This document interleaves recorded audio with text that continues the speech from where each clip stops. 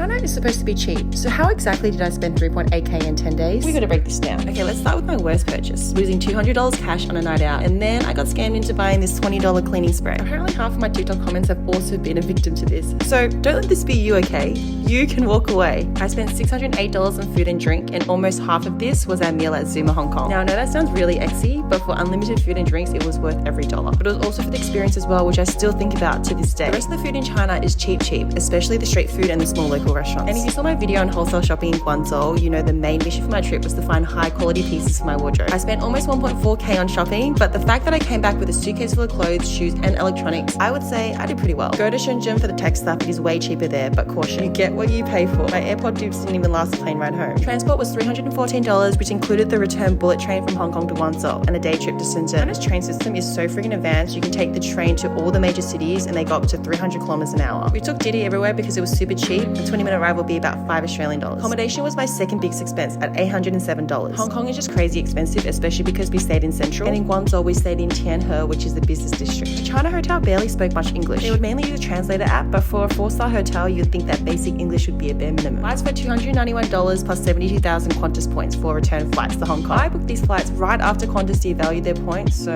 I know, great timing. It would have cost me $1,000 otherwise, so was it worth it? Of course, we do a few cute tourist activities such as visiting the Peak in Hong Kong, getting our hair washed at the head spa, massages in China, and going to a rooftop day party. Like, check out this view. And in total, we spent $195 on entertainment. So yeah, I definitely went over budget, mostly because of the shopping. Hong Kong is just really expensive, so 2 to 3 days there is enough. And honestly, China is so underrated. I think since they opened up the 30-day visa to tourists, there's been a lot more people going, and I can see why. It's so advanced, food is cheap, it's clean, and there's so many places to visit. It's my first time going back in 13 years. And seeing it as an adult, I think I found a new appreciation for China.